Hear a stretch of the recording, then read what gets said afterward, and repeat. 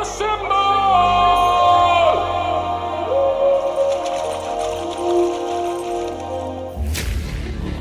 back and bigger than ever. It's the Unofficial 40 from Soonerscoop.com. Now, here's the entire Sooner Scoop crew. Carrie, Josh, Eddie, and Bob.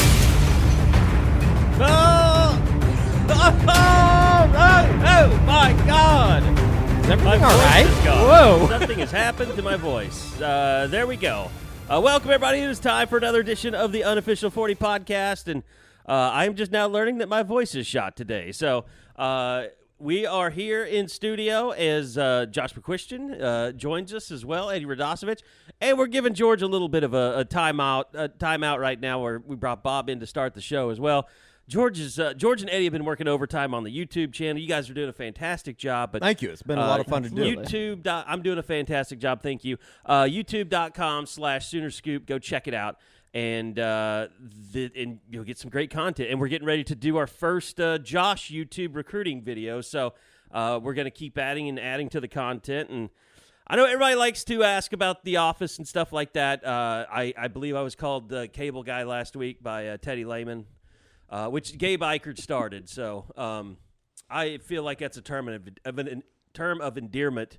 So I'm not starting any more fights this week. I'm just gonna let that go. But no, I don't know. We'll see. We'll see how this thing unfolds. The show is still a lot to go. But no, I mean, I think kind of what I was really looking forward to the weekly segment of Advice for Young Reporters. But if we have to move on, and we're not going to do that, don't appreciate it. Apparently, it's not going to be sponsored. Anyway, no, I mean, I think what's Staples. Cool about The Office and all the work that's been put into it, and look, there's no more cabling to do, really. I mean, we do have another studio that I'm going to start working on, but I think the main thing that I want people to know about The Office is it allows us, we started doing those YouTube videos a few weeks ago, and Eddie was recording them and, putting them all together.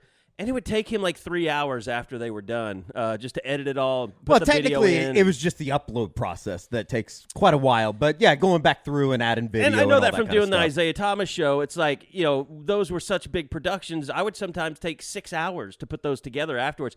So that kind of put the light bulb on, was like, what this really is about is we have a production room where, like, the YouTube video that we did last night looked exactly like all the other ones we did. It's just Eddie puts in the work ahead of time to get the videos, get them ready to play, and we just, flip switches. And I don't know what Josh is looking at. Like, he's just staring at his ceiling. Is that like your default setting? You are look like you're staring at the see, this is going to be a new world for me, getting used to you guys being able to see me all the time. No, I am watching a replay of an Arsenal game that I didn't get to see. Oh, okay. So that's happening. Is your TV on your ceiling? What the hell's going on? Like, it's way up in the corner in my office. It's up above Tiffany my head. makes you hide it so nobody else can see it. Yes, but basically. So you have to tuck it. The TV. That's what I'm talking about. TV. Come on now, TV. Have you just continued to stay outside, by the way? You're even redder than you were last week. Yeah, we might need to add some makeup to the Josh McQuistion recruiting segment this afternoon. Well, we could make that a segment because Lainey would be happy to be my makeup girl. So she would absolutely do me up in makeup, and we could just see how that comes out every day. No, but to finish off the point, what this is really about is about speed. It's about being able to produce stuff quickly, and when we're done, it's just like we learned this with the podcast. We bought a bunch of really good equipment so we can just do it, get it out there, and I know I'm going to take a lot of shit for that because sometimes it doesn't get out real fast. Not very often, but for the most part, it lets us do things on the fly. We've been in a groove lately. Yeah, we've been in a nice pretty good groove lately. But that's what it comes down to. We'll be able to do more stuff with Eddie, more stuff with George, more stuff with Bob, more stuff with Josh, and it'll be, it helps us kind of reach the masses. I mean, like, you look at the YouTube comments, it's a totally different world than anything we've experienced before. It's just you can tell it's a different audience, and that's what we're trying to do here, is just reach as many people as we can. So we're very excited about moving forward with the future. It's only going to get better. And we're going to have, other things besides T-shirts for you to look at in the near future as well. So that being said, Congratulations once again to Edward Radosevich. We did it promo code. Go to Soonerscoopstore.com. Use that promo code. We did it. I know we say it every You'll week. get 20% off here. Now we're out of extra largest and largest. We're out of extra and large. we're not reordering. Like Yeah. we're getting rid of it. We've got like 17 or 16 flags left. Maybe even not that many, because I think there were some yesterday. Okay. It's somewhere around that number, though. There's not but it's very running many out left. fast. Right. Yeah. So you better get in there and get your Lindsay Street merch. Also, the softball merch. We're not reordering that either. So, yeah, get in there. Get that 20% off your Lindsay Street gear because it's going. When it's gone, it will not return. I do think that we have a somewhat of an idea for maybe a shirt this early fall. We'll see. We need to probably run it together. They come to us quickly.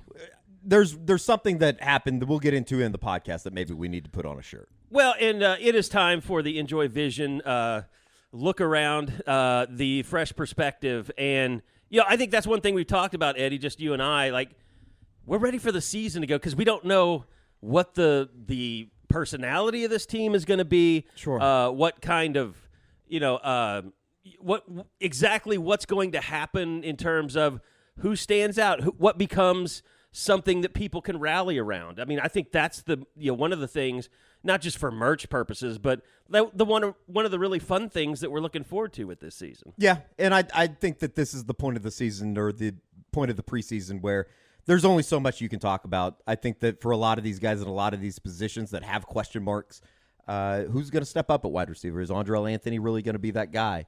We got into it. We can get into a little bit of what Jeff Lebby talked about last night. There's a name at wide receiver that I find to be quite fascinating just because we haven't talked about him a whole lot. Like, where does LV Bunkley Shelton figure into this role? He talked a lot about trust last night and trusting LV out on the field. Can he be a guy? Defensive line is still a big question mark for me. I know that's something that George and I talked about, like kind of a buy or sell position-wise coming in and out of the spring. Right? Finally. And it was kind of like, I think DJ Terry's going to be good. You hear Andrew Rame talk about the offensive line. That was as excited. I think it helps that he's healthy this year. But that starting five looks really, really good. What happens when there's an injury? So there's plenty to get into here as we sit 10 days away from kickoff. But, I mean, it's somewhat here. I know, Bob, and let me get to this LV Bunkley stuff. I mean, I remember talking to Jalil Farouk earlier in camp, and just it's a little bit like he's an old head. Like, he is a guy that they look at as a mature guy, a guy that, is a leader in that room, even though he hasn't done a lot on the field. But he's a guy, like you said, Eddie, I mean, we don't know a whole lot about him. He was out there at camp coaching all summer. So those are the guys, when I see those guys, and like Woody Washington was out there, like when I kind of, it's like a little notch that I put on those guys. Like, it absolutely is. That's a plus for him. And he did it last year too. So even if the 2022 season, it was a disaster. I don't know how else to say it for Bunkley Shelton. He did absolutely nothing, and that's why when I asked that question to him in the spring, he shut it down. Like, I don't want to talk about 2022, but as long as he's been able to grow from that and not mentally weigh him down, which doesn't sound like has been the case, he can use that to his advantage. We know he can produce. He did it with the Sun Devils, so let's see that version of him come back to light. But I'm intrigued as to how that whole rotation is going to shake out because Jeff Lebby was adamant last night. I got 6 or 7 guys that I feel very confident in, but what does that look like exactly? Farouk, Freeman, Stoops. Mm-hmm. I guess you can put Andrell Anthony into the mix. And then it's almost like, is LV Bunkley Shelton in the mix? And Nick then Anderson, do you go 1A, 1B Gibson, with one of the tall guys? Who's going to step up and be that guy? Guys. I know. Now, have you started doing your morning stuff with Danny Stutzman yet? Not yet. Next week. So we started doing ours with Trace Ford yesterday. And I don't know if you heard anything about some of the stuff that he said. No, I didn't see any of it. But we asked him, like, offensive lineman who's really tough, and he basically said that Walter Rouse is wearing him out, which I thought was pretty interesting. Basically said, like, there are some days in practice I'm like, can I win a single rep against this guy? Like, it just sounds like you hear guys, and you've heard good things about Trace Ford. I mean, all through the scrimmages and stuff. Yet he's out there saying, the offensive line is giving me problems. It's probably one of the more, I would say that's one of, from just a straight player, Although, say we got to talk about Savion Byrd yesterday. He was amazing. I love that man. But I mean, it does show you, and we're never going to get Bill Bedenbaugh to give us like, oh, these guys, I love what's happening out there with the guys. And we talked to McCade Matire, I believe. We were even given the phonetic pronunciation before he was allowed to take questions. But like, you do kind of feel like it's such a weird group too, because there's so many transfers in it. Like, and it's like, you feel like they're kind of coming together a little bit. You could hear it with Raym last night when he talked about Rouse. It's like, oh man, like I don't know where we'd be without him. And even Raym was kind of have him. Even so Raym was kind of talking shit a little bit, like I'm going to dominate people. I think he said something along those lines. Yeah, it's like this is his 4th year here, and he feels this is the most cohesive, the best chemistry that they've ever had. And I know people are like, well, that needs to translate because you're thinking you're going to be better. You're missing Anton, Wanye. How in the world do you think you're going to be better? But across the board with Savion, McCade, Raym, they all said it. We believe this group's going to be much better, a lot quicker, too, compared to last year. Josh, even with the loss of Anton Harrison and Wanye Morris, 2 draft picks last year, do you buy into this idea that the starting 5, say that there aren't any injuries? Because I do think if there are injuries, you start getting into depth questions. You think that they could be better, or maybe one of the best lines Oklahoma's had in, X amount of years? I do. I think there's a chance this is the best bunch since 2018. Like, I mean, and could, I don't know if you want to say get in that level, but I mean, I think the 2018 group, we all know, won the Joe Moore Award. I think we all agree the 2017 group was better.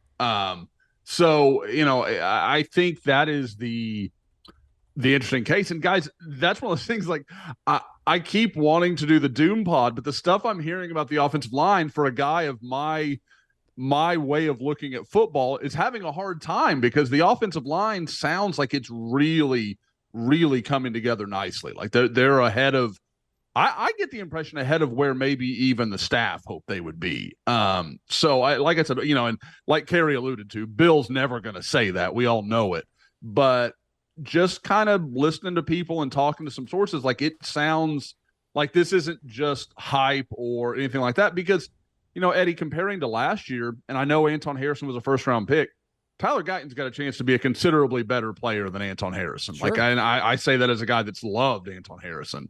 Guyton is a top 10 pick if it all comes together. Like, that's how gifted he is. And to have that, and Walter Rouse, I think, has been better than people thought he was going to be, maybe a little more athletic, a little more burst in his game. And then again, I mean, we all know what Savion Byrd can be. And sure. Again, that interview yesterday, if you haven't watched it, go find it. Sooner Scoop editorial on YouTube. That's amazing. Drop some mother effer in there. I mean, like, he belongs on this podcast. Like, we may have to NIL him soon just to have him talk football with us. If you have like a group of guys, like Orlando Brown is top of the list of conversational cusser. Savion Byrd is looking to join the team. I think the best part about it is he said it and everybody just had a huge smile on their face. And this is after he's talking about, except for Mike Houck. Well, yeah, that's true. We're sorry, Mike. I thought it was one of the greatest like post-practice moments in the history. The thing that probably gets lost in translation because it hasn't been tweeted out. You can watch the what he said up on the Sooner Scoop editorial with all the post-practice stuff on our YouTube page. It came after he talked about Brent Venables, Bill Bedenbaugh, and Jerry Schmidt believing in him and staying with him and talking about building on each rep and building on everything throughout the offseason, getting the taste of the Florida State game in his mouth and having some success there. I thought what McCade Matauer was talking about, or what is it? Matire. That's okay. You still can't do McQuestion. We'll work on it. But I was really impressed with McCade. I know that everybody has their own feeling about his play on the field, but at the end of the day, the guy started 13 games last year for Oklahoma. He was the only guy on the offensive line to start every game. He started 41 games in a row. He's played 42 games in his career. He's played a lot of football. They can be a really good line. and especially on the interior if everybody stays healthy. Well, and Bob, what strikes me about McCade last night, I don't know, were you over there with him or were you with somebody else? Or that was Monday night? I was jumping around, but Yeah. I got the last part. Like those guys, because there are so many transfers, it's like it's almost like it's made it easier for them to take ownership of being an Oklahoma football player. Because like you talk to McCade, and it's like if you feel like he's been there since he got out of high school. He owns the fact that he is part of the Oklahoma football program. There's no, tippy-toeing or eggshells about, being there or being able to say what he wants to say. He just owns it. Yeah, he's like, I'm always, I'm going to be a Cal Bear, but I'm OU #1 from this point on. And you can just hear the ownership that those guys are taking within the program and within the room. And it's like, they're going to go as far as these guys take them. So we're going to see what their leadership skills is all about, what they can do when they produce on the field. They mentioned, like, we did really good running the ball last year. That wasn't a problem, but we need to do a heck of a lot better. 2nd and 1, 3rd and 1, converting the situational football, as Jeff Lebby has tried to point out throughout the last 3-4 months.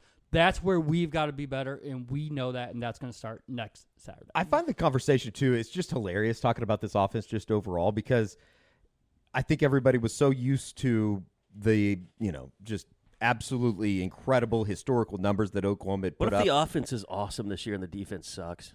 Well, I mean, we know what to do with that. It'll be the same thing that we've done. Exactly. But if they just make a couple more plays, and I know that we've rehashed this before, like the narrative on this offense that finished top 15 in total offense a year ago and averaged, I think, just over 30, I think it's 32.8 a game. That should win you a lot of football games.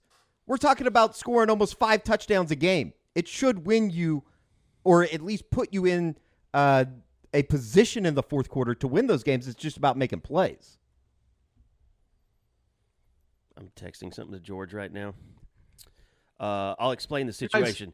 George is he's patiently waiting his chance to jump on the pod, and I said, "Is my phone in the control room?" And he said, "Yes." I said, "Is there water in the fridge?" "Yes." I'm typing. It would be awesome if you would read my mind and bring both to me. Do something around here. I mean, Lord, the thing is, George has been like the model employee lately. He hasn't done anything. He hasn't forgotten to take out the trash or anything like that. Like, I have nothing to rip on him for. So this is my first chance to do that in a while. Sorry. What's your name, Josh? Go ahead. What's your name? I got a lot of stuff going on right now. For all those prospective workers out there feeling undervalued where you are, this is the kind of value you can have. Your name can go forgotten. You can take out the trash to get rewards. It's a great opportunity at Sooner Scoop. By the way, before you get going, Josh, I'm sorry. I told you to take the mic. No, and I took it away from you. You know who? I think George has pretty good vision, but not as good as Eddie's. Well, nobody does, Kerry. Thank you. Talking about this Oklahoma offense, if only you had laser vision, if only you went in and saw my friends at Enjoy, you would know, and you wouldn't even have to talk about this. You wouldn't have to listen to the Unofficial 40 because you would already know what's going to happen. Enjoy Vision is the best laser vision center in Oklahoma City, and it's not even close. The combination of mind-blowing technology, experienced eyeball surgeons, and exceptional patient care was life-changing for me. What they're doing for the Unofficial 40 listener is they're giving $400 off if you're interested in LASIK. I know it sounds scary, but I got through it by help of a couple volumes, and I think that you could too. You need to go to enjoywithme.com. That is the letter NJOY, withme.com, and use promo code U40 for $400 off with Enjoy Vision. Enjoy Vision, this is where you LASIK. All right, thanks to Enjoy for being a great sponsor of the pod. Now, Josh, I'm sorry. I give you the full floor now, and I'm sorry I'm distracting you from Arsenal action as well. No. The thing, and Eddie's. We're talking about making some plays on defense, and the guy that you keep hearing, and I know you guys hear these. Like I'm out in the wilderness, and so I swear I hear things just a little later than you do on some of these things. It's just the way it goes. But the guy whose name seems like it's everybody's talking about right now is Justin Harrington. Are we going to do this again? We're doing it again, man. Happen? Yes. How many times can we do that Justin Harrington's going to be special And then like last year, you were hearing like, oh, he's going to be a playmaker. He's going to have a big role. And he never did anything. And I'm not like, I think Justin Harrington's extremely talented. But at some point, aren't we going to be like, let's just wait and see? Like, let's see him make some plays before we anoint him. And how he gets picked over to Son McCullough based on what has been publicly available, I don't understand. I think people were worried about what Deshaun looked like coming after summer.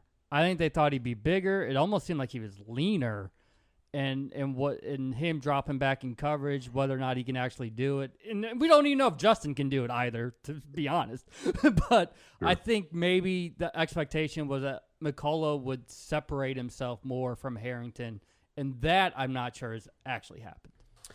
Yeah, but I mean, here's what, I think the crux of it is, Josh, which one's the better playmaker? Because when we've seen McCullough in the spring game, he was the guy making all the plays. He was the guy that looked like he had instincts. He looked like he had ball skills. And we just haven't seen that from Justin Harrington yet. Agreed. And the thing I kind of come back to is, and it's something that Teddy said, and I thought it was really well said, was McCullough's a little better near the line of scrimmage, making plays against the run, working bubble screens. Like we've seen that. We saw it in the spring game where he broke up some passes and made some plays, while Harrington, with his defensive background, is a little more, comfortable in coverage. And that makes sense. But when you look at this defense, where is their problem?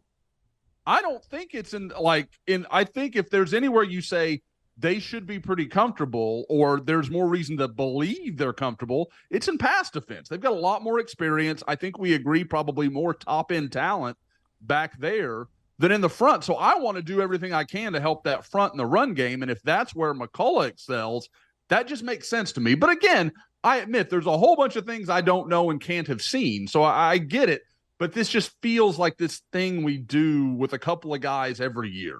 Are we just overthinking it too? And it's going to be very situational as far as when those guys are out on the field. And for instance, George's mailbag on Monday, he does a projected 2 deep kind of right before the season starts, the final one. And everybody got in, I think, in a way, when they don't see the guy that they really want to see out there on that quote-unquote starting 11. I mean, they're going to be playing a lot of guys. Is everybody just overthinking this? And is it easy enough to just say they're both going to play quite a bit? And that would make a world of sense to me. I can get behind that, because I admit, like McCullough, he's going to have some issues. Like there's some things he's learning his way through. Like I get all that. That's fine. But just to be like Harrington is the guy, man, it's the same thing with Marcus Major. Like we're hearing Marcus Major now, and you're like, I feel like I've done this. I know where this road goes. With Harrington, it's not quite the same because there's not nearly as much time and, true chances at, kind of bites at the apple, I guess you'd say. So I agree. And I think that's going to be one of the strengths of this defense, is its ability to rotate, is that there is, like you guys keep talking about, competitive depth. There is some opportunity for these guys to stay fresh and be ready to go in the fourth quarter. And maybe it does turn into, okay, with what what TCU's doing against us, Justin Harrington's a better fit. What Texas is doing against us, Deshaun McCullough is a better fit. That's who we're going to give the lion's share to in the fourth quarter or whatever. Maybe it turns into that a little bit. I want to talk more about Marcus Major, but let's stay on the defensive side of the football in a position that is obviously going to be really important. Have we, we've talked about the defensive line, so many bodies out there, they're new guys. And I think that everybody just kind of expects a DJ Terry to step into a role, kind of expects a Jacob Lacey to step into a role. Rondell Bothroyd, Trace Ford, same can be said for them. Linebacker, I don't know.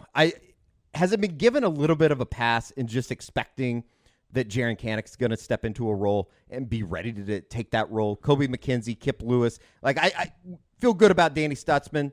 I think that everybody knows that. But everybody else around him, it's just you're kind of in that situation of, I think they're going to be really good. Gotta see it first. Here's the thing. We know this. We didn't watch Brent every step of the way at Clemson, but his history at Oklahoma suggests he likes to find his guy, and unless that guy gets hurt, he doesn't do a lot of shuffling. You go back to Ryan Reynolds getting hurt against Texas God, how many lifetimes ago was that? And, poor Brandon Crow. I mean, never lived that down. And, it's like when Travis Lewis got hurt before the 2011 season, they kind of made do until he got back for that Florida State game. It's like Brent, he focuses in on the linebackers that he likes the most, and that's who he goes, he ride or dies with that guy. Well, and maybe even those two guys. Maybe even also maybe more who he trusts. Right. I think that's a big part. And that goes into everything else, and probably at every position you have to have a little bit of trust. But also, Josh, you can speak to this.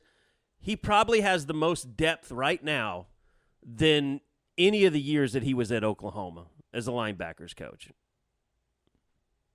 I'm not saying quality depth, but like legitimately highly recruited players stacked on one another. I think that's probably fair. And I think more than anything, Kerry, it would be there's with the exception of Danny Stutzman, there's a lack of differentiation between the guys. Like there's no, obviously Danny starts wherever he's going to start, whether it's Will or Mike or whatever they end up coming up with. But everybody else, like I can make a case for why they do make sense, and I can make a case for why they don't make sense. Like there's not a clear divide between that next group. There's 5 or 6 guys that are all of very different skill sets, but similar levels of expectation, I guess you could say. So I think that's kind of an interesting thing. I mean, guys, we know me. I want Jaren Kanak out there. I think he's the freak athlete. He's the guy with the most upside. Like that's what makes sense to me. But at the same time, I get that it's such a nuanced position. It probably more than anywhere on the defense, you have to avoid that kind of thought line, which is why I thought Connor Neer made a lot of sense, because he's just such a savvy kid, comes in with a lot of experience, knows what he's looking at a little bit better than some of these young guys. But then at the same time, I'm glad you said Connor Neer, because I was worried that George Story was going to bust in here and steal a microphone. And then you have Kobe McKenzie, who I have to admit, Kobe has surprised me. Like I worried when I saw him as a senior if he was going to just be too big, if he was going to grow into like a defensive end. But it sure sounds like he's done everything he needs to do to be at least a contributor for this defense. Well, and he's different too in that you go out and watch those guys. He's he's the big guy. Yep, I mean, like absolutely. Kip Lewis is a smaller guy. He makes everyone else look a little small. But you do wonder, like, okay, is that going to translate to speed and quickness? And, like, is he going to be, a guy that can chase down ball carriers left and right? Like that's my only question about Kobe McKenzie at this point. And really, I guess that's your question about everybody other than Danny Stutzman, which he can do that, just can he do it consistently? And is he going to do that more consistently this year? All right, pod's over. I think we solved OU football. We have figured it all out. That's amazing work, guys.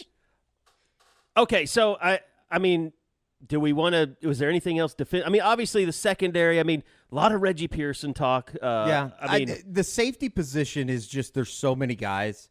I'm at the point, you want to see Peyton Bowen out there. I'm almost to the point where I don't even care where he's at, but there is some give and take there because there are going to be busts. And don't you think he kind of fits in the PJ Adebawore category though, where you play him a little bit as the season starts, you see how he progresses, and then midway through the season maybe he takes it over. I would say yes, Not but that I would PJ's also gonna say do that it's probably because I know how tough safety is. Is it easier for Peyton Bowen to just step in and be a playmaker than it would be for a PJ because you don't have to be quote-unquote as physical on the line of scrimmage? I just think Peyton Bowen's value is that he sniffs out the football. Yeah, I mean, he is a guy that they just simply haven't had with ball skills in the secondary. Billy Bowman's a little bit like that. I mean, sure, but Billy Bowman at the same time, like, can he stay healthy? Can he stay on the field? Well, don't put him on kickoff returns. Even somebody like a Keith Lawrence, like, I'm somewhat intrigued by what he's done in the preseason. I just remember back to last year and him taking bad angles. Yep. And maybe that kind of stuff can be cleaned up. I'm that almost defense, more interested in cornerback than I am safety. I would say this for Billy Bowman. That defense was clearly worse when they lost him to injury. 100%. They you they didn't had think a that chance, it could be worse. and the secondary wasn't good, but they had a chance when he was out there. And then Woody Washington had that weird game against TCU, and then he started to come back. But I mean, they had to overcome a lot of other things. And Billy Bowman, I mean, you can't tell me that he's not a key part of this defense. I'm not saying 100%. you are, but no, 100%. Yeah, you're right.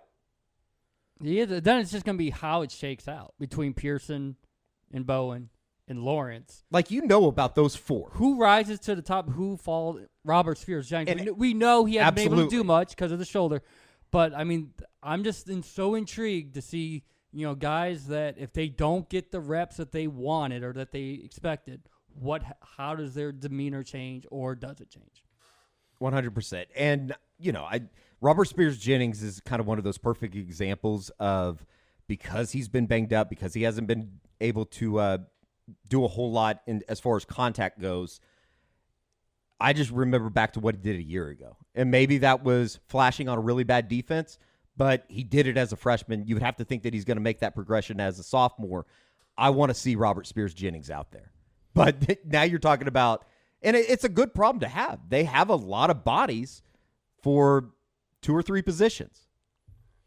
By the way, we're going to switch over to the offensive side of things. Before we do that, I want to remind you guys of our great sponsor, PrimeShrimp.com, PRIME, shrimp.com. Find your flavor, chef-inspired taste for any occasion. You want a restaurant-quality meal at home that's easy. You just put on some boiling water, drop in your prime shrimp. Within 10 minutes, you've got a restaurant-quality meal just sitting right in front of you. Choose from a lot of different selections. And by the way, make your order $50 or more, and use the promo code U40. You'll get 25% off that order. It could be garlic herb butter shrimp, New Orleans-style barbecue, signature Cajun season, French Quarter Alfredo, lemon and cracked pepper. I mean, I can go on and on. Go to the website, primeshrimp.com. Find your flavors, chef-inspired taste for any occasion. So you want a nice meal. You got a date night maybe? Stoya would probably, I know we need to get him some packs of these, but he's doing a lot of dating apparently up there in Oklahoma City. He could probably look really impressive if he got the prime shrimp.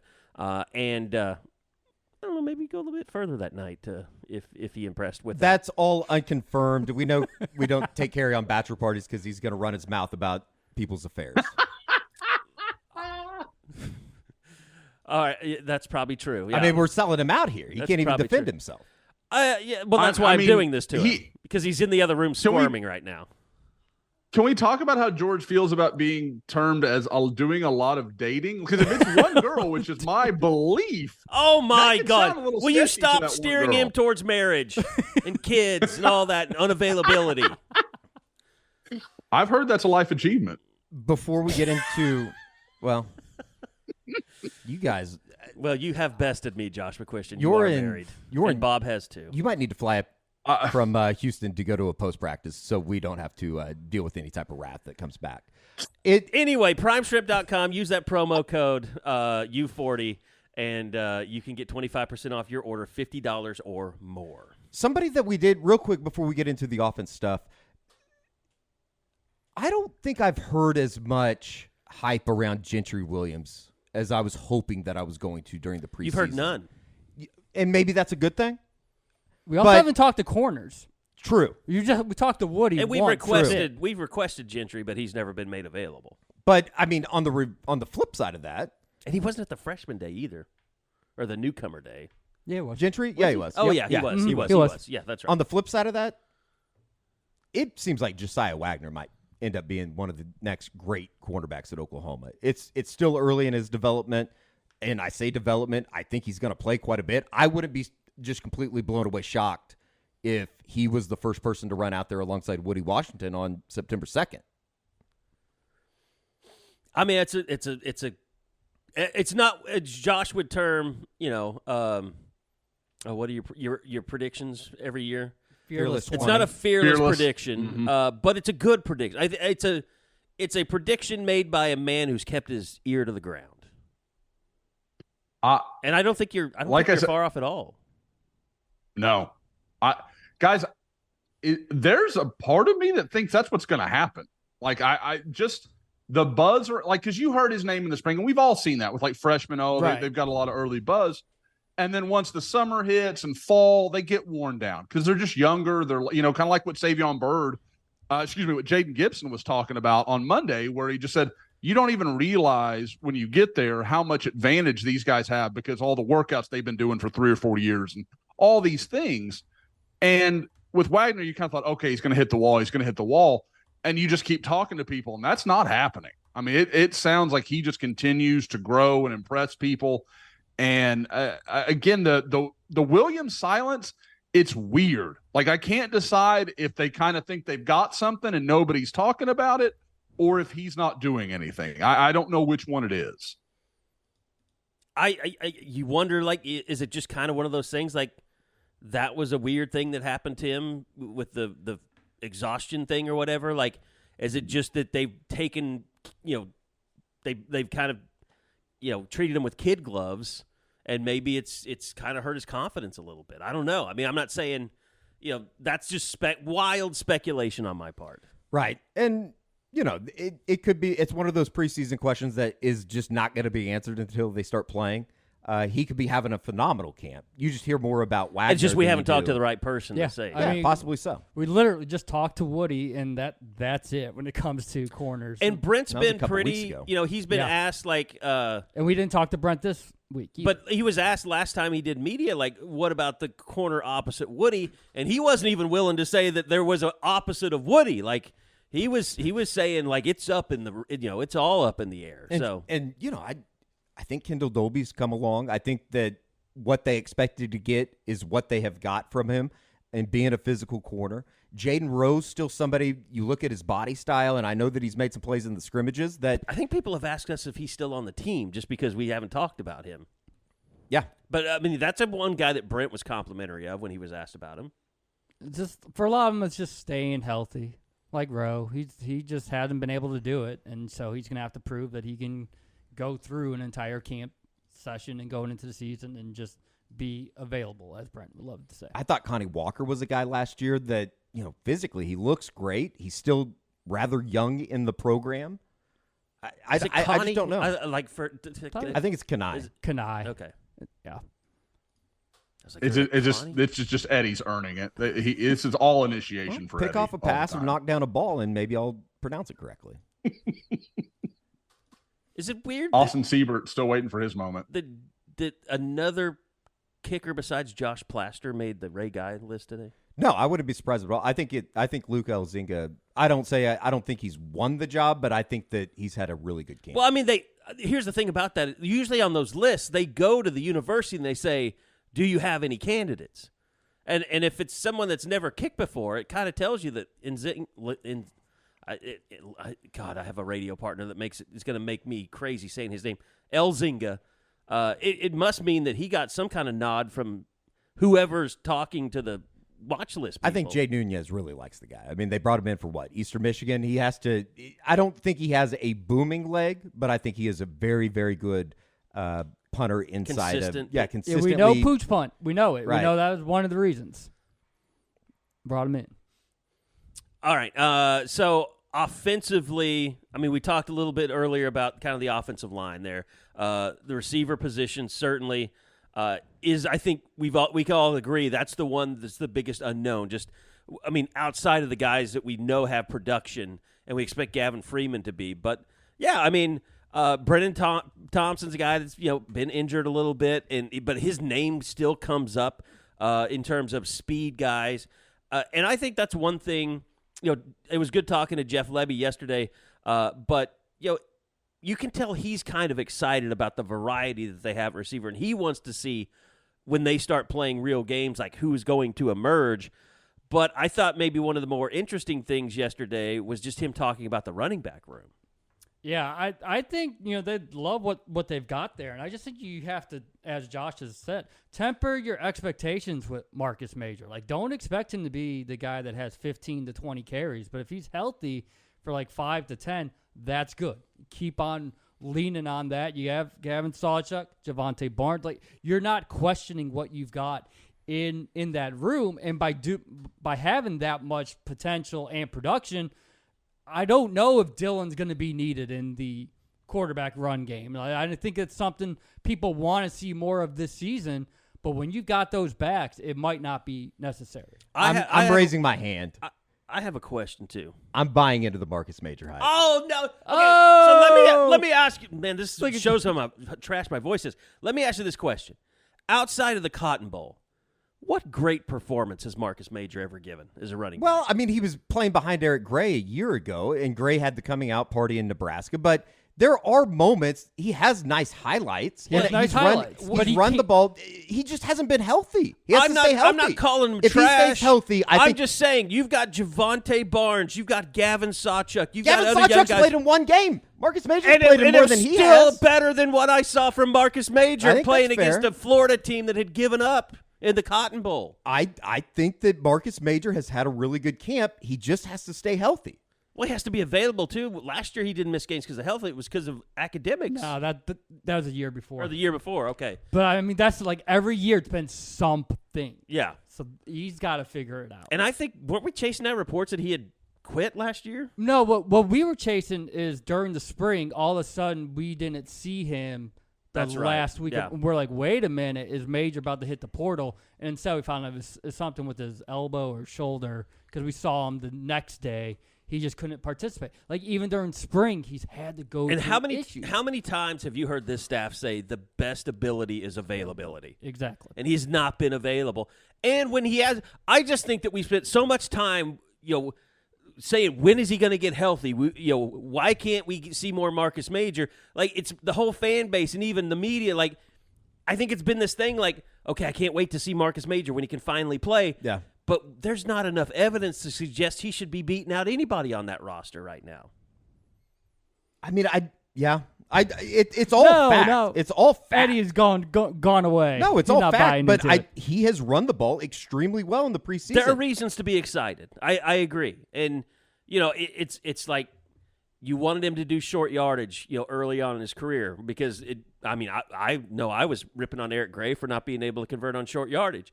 And then he had a fantastic year last year. But I was in the camp at one point that I wanted to see Marcus Major more than Eric Gray. I'm calling in We did some backup. Hall of Fame shitting on Eric Gray. Yes. And we were wrong. We were wrong. I'm calling in a backup. I need a ally on the Marcus Major hype train. Are you saying it's my? I'm writing a story about him, but I'm not saying Are you saying that you would like to bring in George Stoya? Well, I'm just saying, George, he said that he thinks that Marcus Major will take the first carry, and I agree. I will give up my seat to George Stoya. I first want to say, Josh, I need to make an apology to you. You live in a constant heat dome, so there's no complaining that we can do in Oklahoma. But we are in a heat dome, and I've determined something about myself, Josh, and you're not going to be happy. I am no longer a flip-flop guy. I've become I have these Cole Haans that are just they have shoelaces, but they're just decorative. And I become a slip-on shoe guy with dead socksy no-shows. To me, that's more comfortable than flip-flops. Well, I know that's I certainly disappointing to understand the appeal of the dead socksy no-show, and that's what I wear when I have some shoes like that. Carrie, when I'm No, you excuse me, when I'm going to don't. dress up. Whatever. Oh, I do. I probably have 20 pairs of shoes, but my daughters look at me funny when I don't have flip-flops on. They're like, why? Like last night we went out to dinner for anniversary, and the girls are like, Dad, Daddy, you got shoes on. I'm you like, have well, bad yeah, news I'm for not us? wearing flip-flops to a white linen dinner. That would feel a little low rent even for me. I'm glad it wasn't a So, whites-only dinner. That's where I thought you Yes. Moving I on. believe they are open to all. So that's my understanding. So, but yeah, I don't know, Carrie. I don't know how you do. I still think you've got to try the Olakai, but if you've lost your way, then there's nothing I can do for you. Yeah, I mean, I will give Olakai a chance because I've had their shoes and they're fantastic. I mean, but I think the point I'm making is that deadsocksy.com, the no-show collection, there's nothing like it. I mean, especially no matter how hot it is out there, it's refreshing. I mean, it's like little clouds on your feet, and get the slip-on shoes with them, and it's just a outstanding summer wear, basically, no matter how hot it is. Also, the new crimson colorways are out there. Go check them out, deadsoxy.com, DEADSOXY. Use that promo code SCOOP, and you'll get 25% off your entire order, even the stuff that's on sale. Your total cart would be 25%. I told you guys this before. Their customer service is unbeatable. When you make a purchase through them, they take care of you. If anything goes wrong, give them a call. I had a buddy I talked about him out in San Francisco. I still need to check back with him, but he ended up with a hole in one of his socks. I said, just call him, and I'm sure they will take care of him because their customer service, like I said, second to none. Go check them out, deadsoxy.com, DEADSOXY.com, 25% off using that promo code SCOOP. All right, I am now going to let Eddie have his ally, his new best friend, George Stoya. So I will take off. And George, come on in here, youngster. Is he giving up? Is he quit? Okay, here he is. Here's George, the dating man Stoya, to take over. You can't tell him anything. Can't take him to a bachelor party. Can't take him to a strip club. But you just can't do it. Can't do it. George, we need to bleep all of that. Remove that from the record. Though I don't think they listen to the pod, so we're good. But join the good side and state your case for Marcus Major, please. Yeah, no, I put in my mailbag that I think he's going to be the starting running back, and now I didn't put any ors. I do think when they put out the depth chart, it'll be some sort of Javonte Barnes or Marcus Major. But I think Marcus is going to take the first carry of the season. I just don't think he'll take the most. No. Yeah, and that's fair. I would agree with that. I just think he is going to play a much major role, no pun intended, this season than people maybe realize. And he's had a great fall camp, and I think we've all kind of heard that from everybody. He looks great physically. I know, Bob, you talked to him a little bit yesterday. Sounds like he feels the healthiest he's ever felt. So I think he's a guy that is going to play quite a bit. And you look at that room, they have so many guys. I mean, I think Atawe Walker sounds like he's going to maybe play some. Sawchuk's been hurt. At some point, there are, too many guys, though. There's only so many carries. You're not going to play around. everybody. Exactly. No, but I don't think it's going to be a situation like last year where it was the Eric Gray show. Right. I think it's going to be more of a rotation, and I think it'll probably ended up being two guys by the end of the year. And I was high on Sawchuk, but when you look at the injury that he's had, which I don't think we know exactly what it is, but he's been held out of a significant amount of time in fall camp. I just don't know if he's going to be ready to be 100% and thrown into the fire come game one, and that's what's led me to Marcus Major's had a great camp, and Javonte Barnes has been good, but he's also still a young guy, so I don't know. It just seems like there's a lot of trust there with Marcus. Could he be I don't know if this is a bad comparison, but I'm looking at Brennan Clay's junior season. He had 93 for 555. I don't think he's going to get 93 carries, but I could maybe buy something like that. Right? Yeah. That's okay. And what's weird about the running back spot is all those backs will tell you they feel better at carry 15 to 20 than 5 to 10. So I'll be very intrigued to see how this works out because I get stronger as the game keeps going. But if you feel as confident as you do about all three of these, does a lead dog develop, or do we just keep going situational and rotational, and they all have around 10 to 12? Well, and I think the other thing, Josh, too, is just simply efficiency-wise, are they going to continue trying to go up and down the field? It's different if you're moving the sticks, but it's probably a little bit harder to get guys out there. Like we talk about the 6 and 7 guys rotation at the wide receiver position. You talk about rotating running backs in there that I think is a pretty healthy stable. But at the same time, when you're going up and down the field as fast as they want to go, you're not going to be subbing anybody. No, and guys, I asked the same question last year, or maybe it was 2 years ago. I can't even remember because we've had this Marcus Major conversation before. It scares me to count on him. That's the thing that I'm like. I think that's fair. How do you can you build a game plan that Marcus Major exists in, or is he just part of what you do and you hope it works out. Like I don't want to say like he's gonna be our goal line guy, or like if I'm that staff, like I don't want to live in that world because it scares me that it's gonna bite me, and then all of a sudden we get to midseason and he's hurt again, and we've got to refigure out, reconstitute our entire offensive system in a certain setting, whether it's a goal line package or whether it is something we do in a certain down and distance, like whatever it may be. That would scare me, because this isn't like, oh, he had an injury, and he has had constant injuries since his time, and it hasn't been in one body part. It hasn't been one body part. That's what gets scary. It's always something, and that makes it like maybe the body just breaks down. And that's what he mentioned last night. He's like, I got to do a better job with the recovery room. I need to be more proactive in doing what I can do. Some of it's going to come down to luck and stuff like that, but I got to make sure I do every little thing that allows me to stay healthy. In all of these post-practice interviews, I think that we have come back over here to the office and we've talked about just like every guy is saying all the right things. And I know that we kind of get into this mode during the preseason where to a certain extent you're hearing everything everybody says is, okay, yeah, I could buy into that. It's kind of like the offensive line last night. It's like I told George on the way home, it's like Andrew Rame has me thinking they're going to win the Joe Moore Award. But at the same time, like Jayden Gibson and what he was able to do, Josh, I don't know if you saw that interview that we did with him. It's about 18 minutes long. That is one of the most impressive, and I don't want to say a turnaround in maturity, but you can tell that last year in the way that, and George, we talked about it on the YouTube show, it just seems like he gets it. He gets his role, and you just got to see him be able to get out there on the field and produce. Yeah, I did see it, and I really do make an effort to see all that you guys do, because, I mean, that's my lifeline. That's one of the ways I feel like I can come on here and have any idea what you all are talking about half the time, since I'm not there day to day. But there is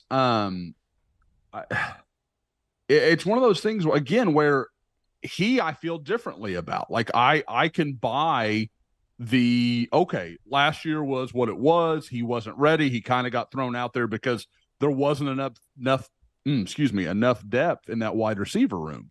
So I understand that. and I can get behind it. And when you're talking about a guy with that kind of talent that as a sophomore clearly has seen okay, I've got to change the way I'm doing things. And the fact that somebody he had to sit down and be like, you've got to get bigger, man. You're not going to live at 180 and 6'5". You're going to get killed out there.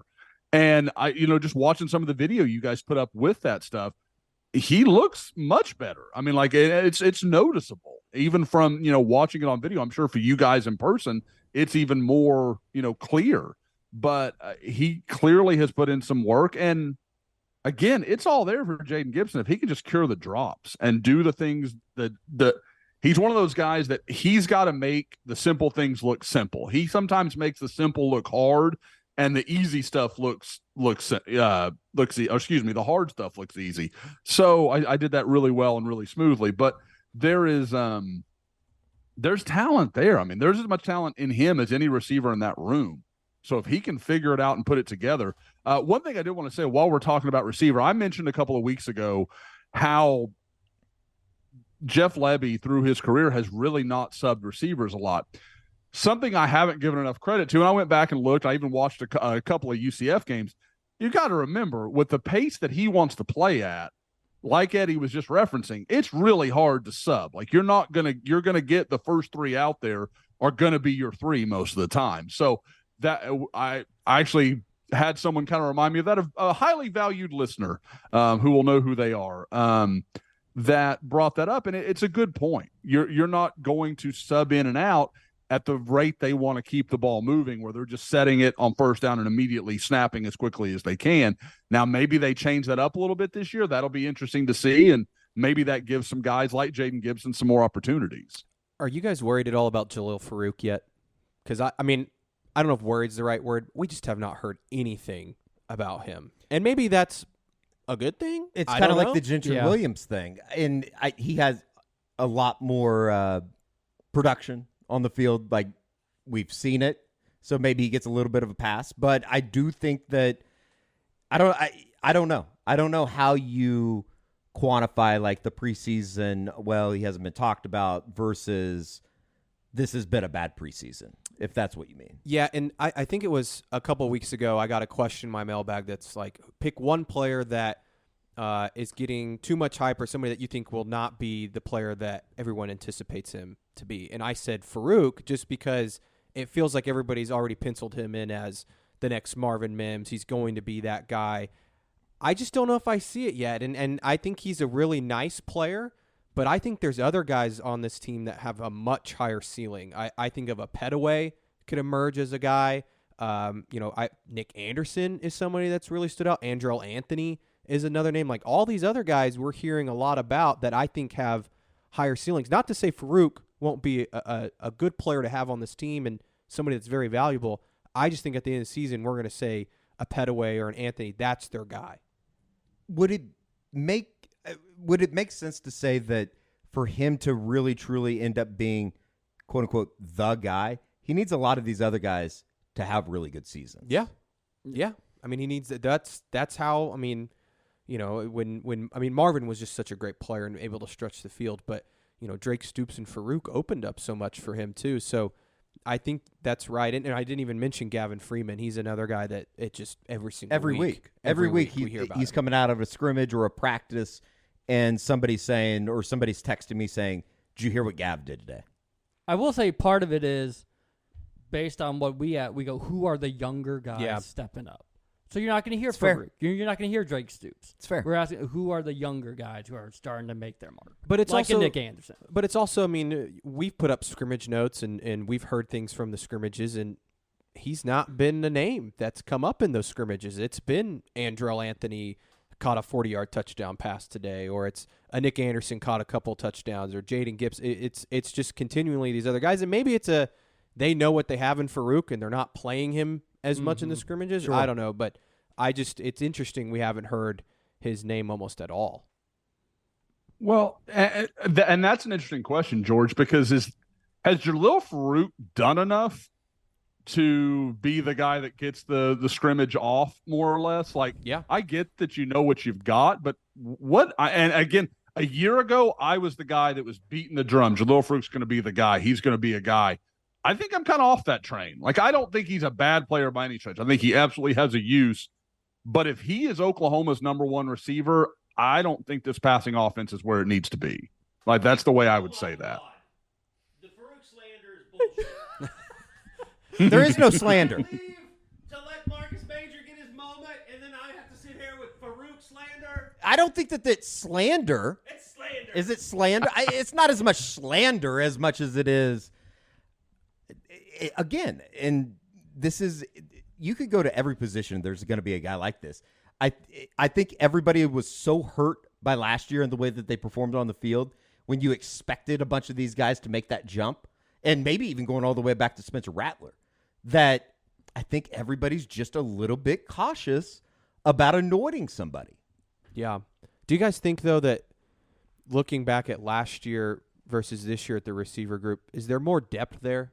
Like, do you feel like they just, like, I know everybody's like, well, who's going to be the guy? I think they have more talent than they did a year ago. And I also think, here's the question. What position are they not more deep at?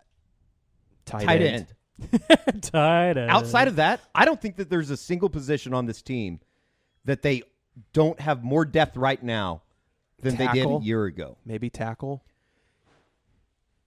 In terms of what the ceiling can be, because I think Kane Green's obviously going to be extremely good someday. But yeah, you're right. I don't think you want to throw him out there to the Wolves. But to your point, yeah, I think that's definitely true. I was also going to say I think the receiver room is going to improve just because they have a position coach, and that's no shot at Washington from last year, but he was thrown into a position that was unfair to him and those players, and I think Emmett Jones, I mean, we've seen what he's done on the recruiting trail, but having that guy who's known for his developmental and fundamental skills, I think is going to help them a lot. So I think the receiver room is going to be better than what we anticipate. We just don't know who it's going to be yet. That's fair. That's fair. Do you want to talk about tight end? I mean, I Okay, would love we're to talk. done. I would love to talk about God tight end. knows. There's just nothing. I don't want to say there's nothing there. Unless you want me to just sit here and list off every name and say, yeah, they hope He's that a he's guy. good. I will He's a say- guy in the roster. I will say Llewellyn, it sounds like he is healthy. Jeff Lebby was asked Sure. that yesterday. Yeah, but it was not glowing praise. no. at so all. I don't know what his I role. thought the same thing, Bob. It's going to be Stogner and Blake Smith from Yes. all indications. Those are your two guys to at least to start the year. Maybe a Cade McIntyre, Can you know, grow into it. yeah. We don't know. Yep. but that's about it in the tight end room. No, All right. it's a tough position. And then we've talked about quarterback. Dylan Gabriel. I truly think that he can be a really good football player at Oklahoma. He just he joins the list of guys that's going to have to go out and do it consistently. In the fourth quarter, because we know he can do it. Right. Do it in the fourth quarter. Right. I want to ask Josh, though, because I think Josh wrote in the Fearless 20 thing about Jackson Arnold and potentially him playing more this year. Lebby talked a little bit about their strategy yesterday, and he didn't give away, but it does sound like they're going to play him some early in the season. They want to get him some reps. Josh, I want to ask you, if you're Jeff Lebby, how are you handling Jackson Arnold this season? Oh, well, I couldn't agree more with the idea of it's not going to be mop-up duty. They want him in real time. Because, again, kind of like we're talking about with some of these other guys, and Marcus Major included, there's injury history here. Like, this isn't just a one-time thing. He obviously last year, that's a freak deal that had nothing to do with him, but Gabriel's a smaller guy, and as much as they like to run the quarterback, those guys are going to take some hits. So I think you've got to get him out there in real time, and I think you've got to probably create some packages. And I almost say that not because I don't think Jackson Arnold is capable of handling the offense. I think it's more about, I think that's an easy way to keep everybody happy. Dylan, we're not doing this because we want to take snaps away from you. We're doing this to give the defense a different look. We're going to go at it this way so that we can present them with some other things, so Texas has more to prepare for and show a little more on tape. And you just get to do some different things with Jackson Arnold because, again, we know he has a different skill set. He wants to, go vertical. He wants to really attack. From everything I've heard, not just his talent, but his mentality is a near perfect fit for this scheme. Like, the way he wants to stretch the field, like that's what you're trying to do here. I mean, it's all about efficiency of movement. If he only has to throw one time to score instead of 6, great. Like that's what they're trying to do here. So, and I know that seems really obvious, but that is a foundational element of this offense. So, I think you have to do things like that.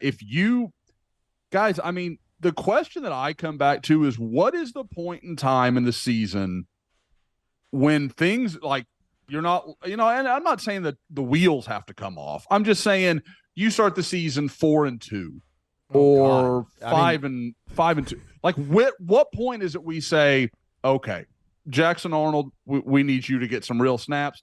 Dylan, we appreciate everything you've done here. We've got to start getting ready. Like, I wonder when that point comes. I mean, if you're 4-2 coming out of the Cotton Bowl, I think that's when, and especially going into that bye week before Central Florida, you're starting to have conversations of, will this staff make it out of the season? I know that's like a conversation I don't think anybody's ready to have. Doom pod. It's All an right, we did it. uncomfortable conversation. We made it. But we're here. If you're not 5-0 going into Dallas, Mm-hmm. something drastically has gone wrong. Yeah. And, guys, Eddie, if that's right, what fixes a negative outlook better than a promising young quarterback? Hope for the future. It got bad start. Oh, but we've got this 5-star quarterback, and look what he showed you. He showed you some flashes of some special stuff. Like, that buys you a lot of wiggle room if you've got the guy under center. There's a lot of tentacles in that, though, because what if you had gone out and you averaged 42 points a game in the first 5 or the first 6, but you still are 4-2?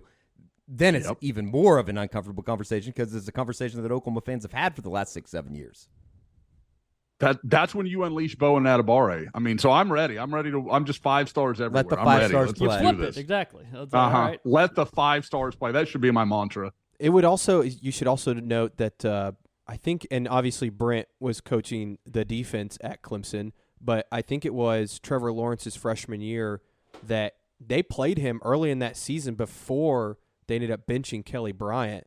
I believe that was the quarterback, wasn't it? Yes. Yes. Yeah. And I think they were undefeated when Trevor, basically started the games. But they played him in early situations early in that season. So I think that and again, Brent was coaching the defense, but he's seen it. He knows what it looks like. I would not be shocked if you see, Jackson kind of, play in those early games in like actual game situations and not just mop up duty, because that's what Clemson did with Trevor Lawrence. So I don't know. I mean, how bad does Dillon have to be? I think they have to lose games, certainly, for Jackson to become the guy. I don't think, like, if they're 5-0 and Dillon's just playing okay, they're not going to bench Dillon, I would assume. I think they'd have to lose. Like, they'd have to go to Cincinnati and he'd have to throw a couple interceptions and they lose just in terrible fashion or something for him to be benched, I would think. I know that we're going to – go ahead, Josh. No. I was just go ahead, Eddie. I'm being long-winded as usual, so go ahead. Doesn't matter at all. Oh, no, I was just going to say I know that we are going to hit on a bunch of recruiting stuff, David Stone specifically, in the YouTube show this afternoon. But it is a massive week for OU recruiting. If you want to just kind of go down on – I know you wrote about Grant Brooks on what was that, Monday or Tuesday? Monday. We got the Andy Bass announcement coming up on Thursday morning in Oklahoma City at Heritage Hall. It sounds very positive there. And then, the big one coming up on Saturday with David Stone and the importance that is just overall for everything that's happening. As tough a few weeks as this has been for Oklahoma, the next couple could fix everything. I mean, like, if you come out of that with Andy Bass, David Stone, Grant Brooks, and Nigel Smith on September 8th, I don't know how you look at that class and aren't pretty happy with where things are, because you've got your premier offensive lineman. You've got a couple of big-time defensive linemen.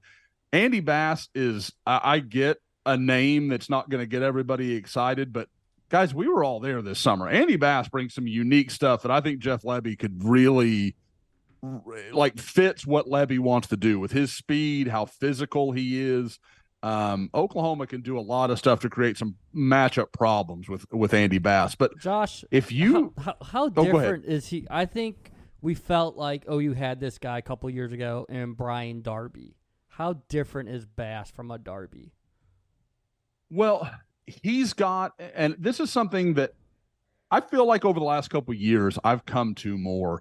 How does he win? Like, what does he win with? Brian Darby, it was like I was there at the camp that he got offered at in Houston, and I thought he was impressive, but I was kind of like, what's he going to, like, if all things are equal, how does he beat somebody?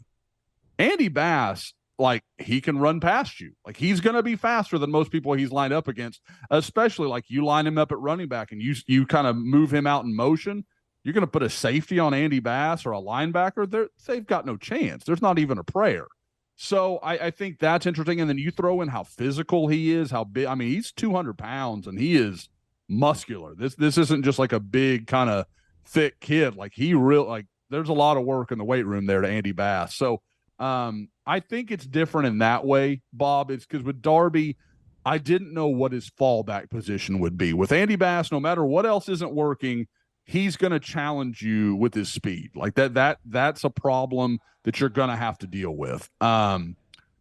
With Darby, like I said, he very skilled guy, good hands. There's a lot there you could like, but he wasn't the guy that, another team's like he could score at any point. And I think that's probably the primary difference I would see between the two. Josh, let's cut the shit. What's going on with David Stone? Is no news good? Is no news? What is going on? Good news going into Saturday. I kind of think it is. I will say one of the things that I've seen a lot of people getting kind of wound up about was in the Lipscomb game. For those that haven't seen it, he played on like this kind of online televised feed that you could watch, and I've gone back and watched some of it. David had, I believe it was a tackle for loss, and he throws up the Miami U, fingers together, the whole thing. Everybody's like, oh, this is terrible. This is bad news.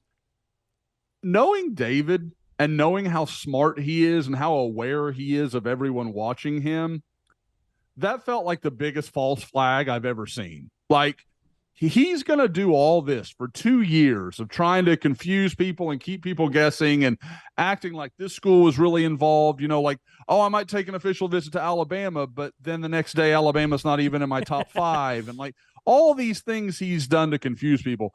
But within a week of his announcement, he's going to give it away what he's thinking. Like, that just seems like, and again, maybe in a few days I'm saying, hey, he tried to tell me and I didn't listen, and that's okay. I've said all along, unless I hear something very, very clear, I think it's going to be Oklahoma. I don't think that's going to change. I don't think there's any question that there are people around him that would rather have him at Miami. I don't think there's any doubt about that.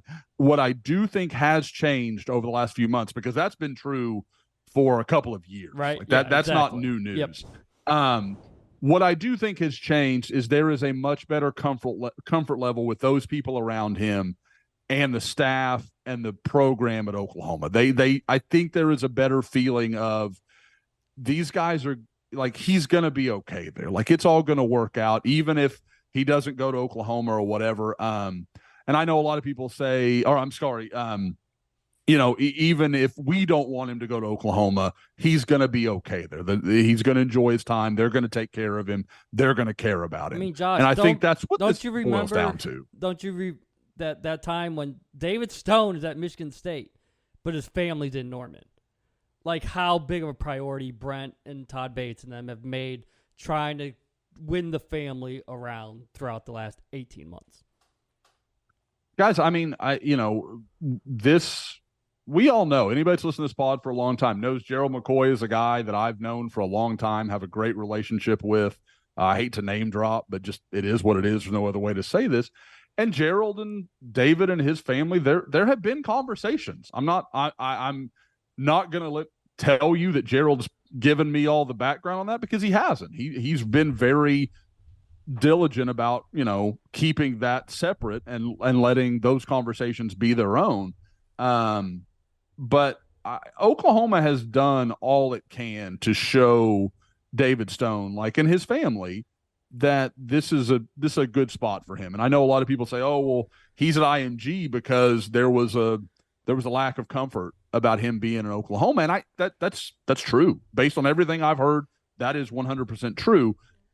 I think they've done a lot to say the environment in Norman is different. Like, with the Soul program and all the people they have around the players and all the investment, Jayden Gibson talking the other day about how much of a mountain it is to climb as a new guy because of all the support and all the structure that there is around these guys that have been on campus. Well, that's what David Stone would be a part of if he chooses Oklahoma. So again, I feel like this is going to be Oklahoma.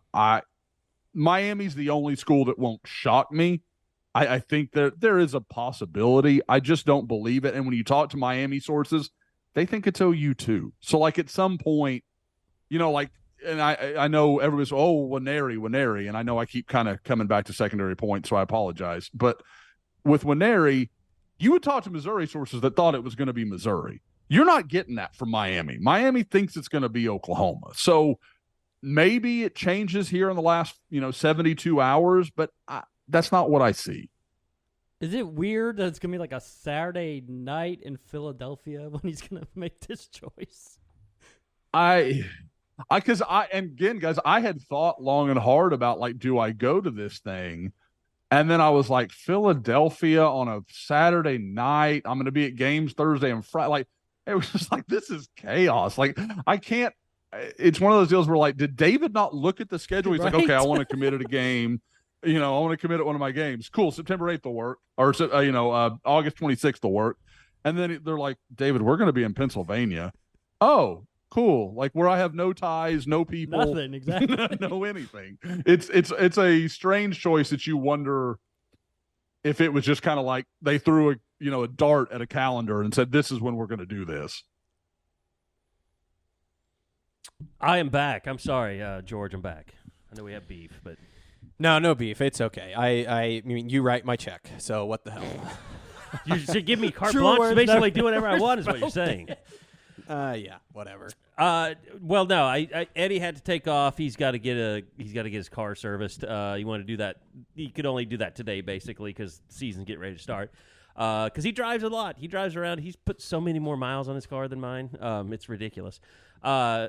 Which everyone knows I don't do any work. So, Josh, we're gonna do another YouTube show. Your first recruiting YouTube show is gonna come up a little bit later today. So you'll be listening to the pod.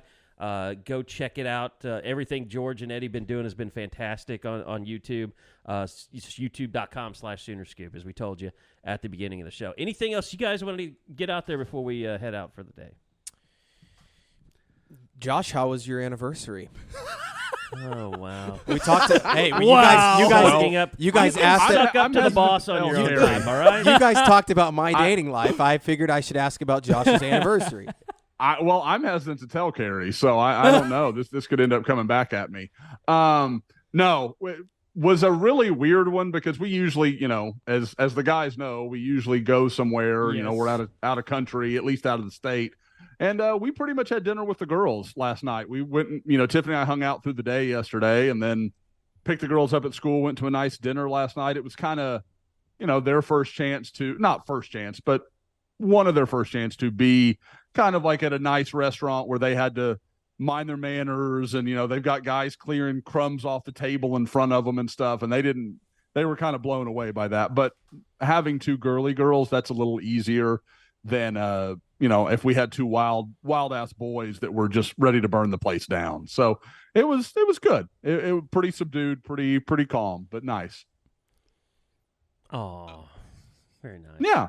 I don't have any funny stories or anything. I'd share something good if I had something, if I'd have made a drunken scene or something, but Tiffany wouldn't let me imbibe like that, so I didn't get to do it. Well, we send Tiffany our regards. Yeah. What's yeah, wrong she survived 14 years. That's I'm actually what are you wondering saying this about too. Josh? I mean, no, I do too. You guys can read my annual Facebook post. It's always like, hey, congrats on making it another year with my ass. That's not fun. All right, well, I'm glad you guys got to take the day.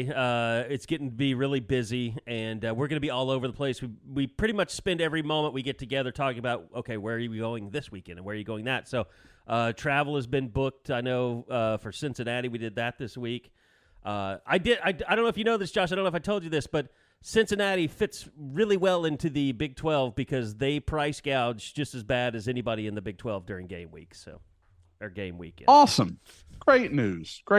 But Carrie, I want to say you have booked that out several weeks in advance, and I'm proud of you. I am excited about this revelation. Because I'm in the office every day, and George and Eddie are like, "Are we going to get to go? Are you ever going to book?" Yeah, our we trip? just kept bringing it up every day. Oh God, damn, I got to get this. God, hey, I'm excited to have allies that can just hound him about shit that they want to get done. So that's my job usually, is to be a fucking nuisance. So I'm for it. Oh, thanks. I really needed to edit this pod too. I appreciate that. Yeah.